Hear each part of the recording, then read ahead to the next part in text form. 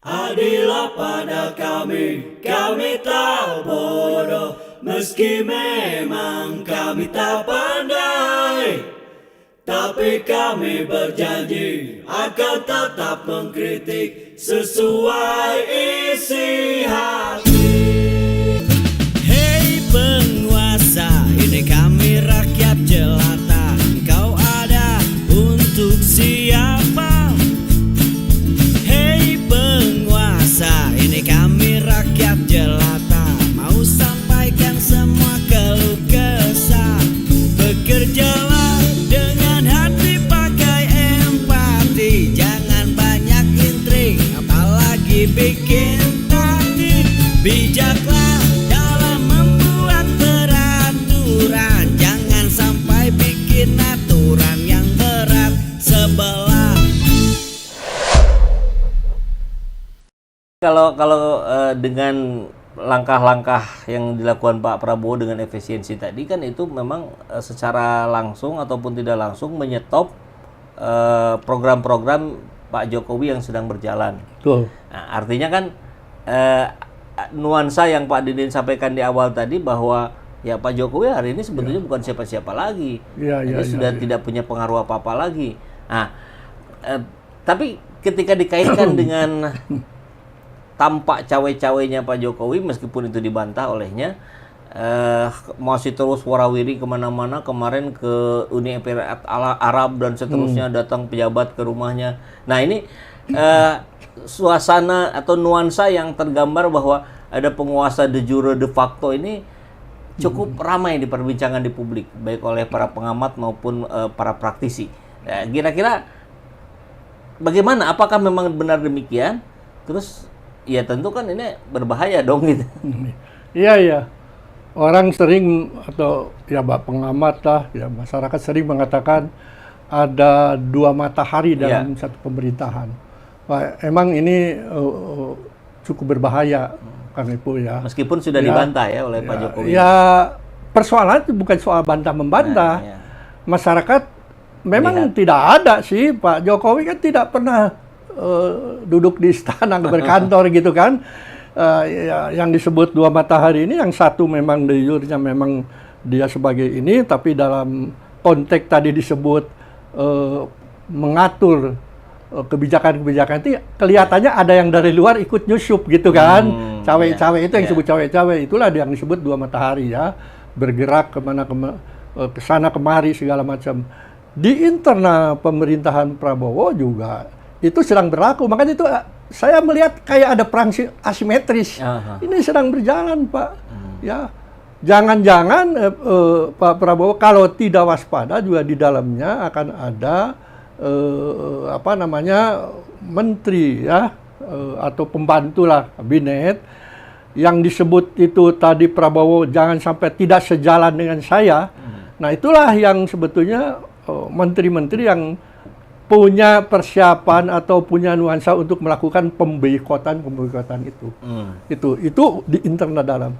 Di luar ada pergerakan ya untuk mencoba, karena barangkali melihat bahwa Pak Prabowo ini sebetulnya sudah berusaha kan untuk mencarikan dana ini, tapi kan utang kita sudah terlalu gede. Negara yang pemberi utang juga akan melihat kita postur keuangan kita ini seperti apa, dia juga bisa melihat ya. Ya kalau gua kasih gede-gedean, ngeri juga gitu. Setengah nggak ada misalnya. Nah ini yang sedang berusaha ini sebetulnya juga tetap untuk kepentingan privasi sendiri, untuk kepentingan kepentingan pribadi ya. Seperti misalnya bagaimana IKN supaya jalan lagi, ya proyek ini jalan lagi, proyek itu jalan lagi gitu. Dia berusaha melakukan pendekatan-pendekatan ya, melakukan lobby-lobby ya. Itu gerakan yang memang sebetulnya itu perkiraan saya itu tidak terlalu harus berhubungan dengan Pak Prabowo. Karena ini ada kekuatan tersendiri di sini menurut saya. Itu yang disebut oleh tadi masyarakat ada dua kekuatan matahari. Ini betul bergerak. Nah, ya. menarik ketika dikaitkan dengan dikumpulkannya para pimpinan Kimples kemarin di Hambalang hari Jumat sore. Itu kan ada tawaran dari Gerindra untuk membangun sebuah koalisi permanen. Artinya kan ini bisa jadi untuk mengunci bahwa Pak Prabowo untuk 2029 tiketnya aman. Aman tuh bukan dalam artian karena setiap partai kan sekarang boleh mengajukan, tapi dalam kekuatan suaranya.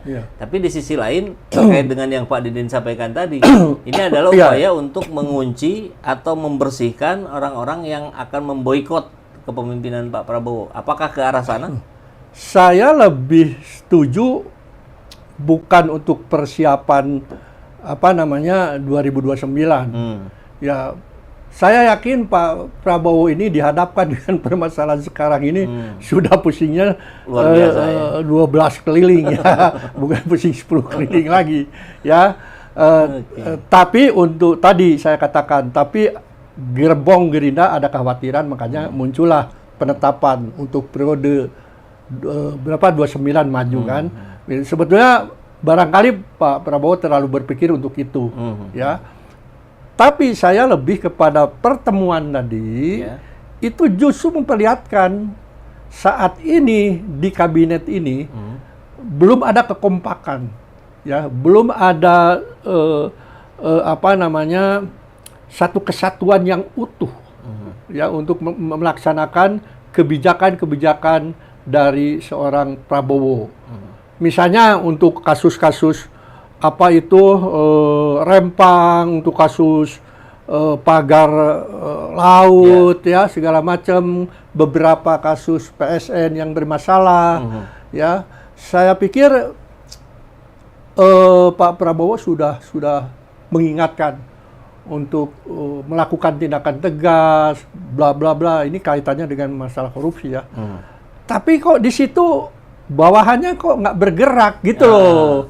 Ya, masa yang gitu-gitu harus Pak Prabowo turun? Kan nggak lucu. Masa presiden turun gitu ke desa, ke polsek, ke ini? Ya nggak dong, cukup aja dia perintahkan. Ini kan semua kegaduhan-kegaduhan yang terjadi hari ini, inilah buah warisan dari kebijakan-kebijakannya Jokowi. Nah, kalau kita melihat gerakan-gerakan rakyat hari ini kan juga sebetulnya naik nih tensinya. Bagaimana grafiti Adili Jokowi ini muncul di 8 kota besar kan. Bahkan salah satunya kota tempat domisilinya Pak Jokowi di Solo gitu. Nah, ini menarik ketika tadi kembali ini dijawab oleh Pak Prabowo, lucu yang memisahkan saya, kemudian diundang ke Gerindra, diberikan panggung yang begitu besar. Apakah, pertanyaan saya Pak, apakah masih relevan rakyat, tokoh-tokoh kritis kita hari ini memperjuangkan Adili Jokowi, ataukah ini akan sia-sia dan lebih baik kita fokus ke mengkritisi hal yang lain gitu? Karena ini sulit gitu kalau ya Pak Prabowo-nya nggak mau gitu. Iya, memang tadi kan kita sudah bisa menduga ya, tekanan terhadap Jokowi ini sekarang cukup kuat, kan begitu. Dan kita sudah mengatakan, saya sudah mengatakan tadi, jangan-jangan Prabowo mengatakan itu juga karena tekanan juga dalam tanda kutip ya, untuk membalance agar tidak ada seolah-olah memang Prabowo sedang siap-siap juga mengadili Jokowi, barangkali begitu. Dia harus mengeluarkan statement itu. Bahwa sekarang ada eskalasi ya, ketidaksukaan terhadap Jokowi diekspresikan dengan mural ya, yaitu tagarnya Adili Jokowi, itu mengeskalatif kan. Itu memang ya masyarakat sudah tambah ke sini, tambah menjadi terbuka gitu ya. Kalau orang ada yang mengatakan itu terlalu santun, mengatakan banyak kehilapannya Jokowi, pada itu terlalu santun. Kalau saya barangkali ya, inilah seorang pemimpin yang memang tidak mampu ya mengurus negara, jadinya carut marut di bidang hukum, di bidang ekonomi, di bidang politik semua ya kan. Kalau di bidang hukum kan kita tahu persis ya, belum bicara korupsi dulu akan dilibas sama Pak Jokowi juga Tapi lebih patah lagi ketika undang-undang KPK dirubah. Ya kalau kita sering mengatakan ya pedangnya ini kok tumpul ke atas, ini ke bawah, ya kan? Itu sering dan akibatnya apa? Akibatnya korupsi di zaman Jokowi ini gila-gilaan. Ya, sebelumnya saya sudah mengatakan di zaman sebelumnya bicara ratusan miliar, bicara 1, 2, 3 triliun, sekarang bisa ratusan triliun di mana-mana. Itu eskalatifnya yang luar biasa. Itu bidang ekonomi apalagi, ya kan? Meroket dari mana roketnya ya? Yang jelas nyungsep kita, ya kan? Sebetulnya ekonomi sih bisa dibenahi kalau benar ya. Diefisiensikan dana yang ada. Kalau benar tidak ugal-ugalan untuk infrastruktur yang tidak terukur, ya. Kalau benar-benar dibagi pembagiannya dengan baik, bahwa rakyat juga harus bangkit, ekonomi rakyat juga harus maju. Jadi jangan bicara biaya-biaya gede yang disebut dengan infrastruktur tadi, tol dan lain sebagainya. Ini kehabisan untuk membangun rakyat.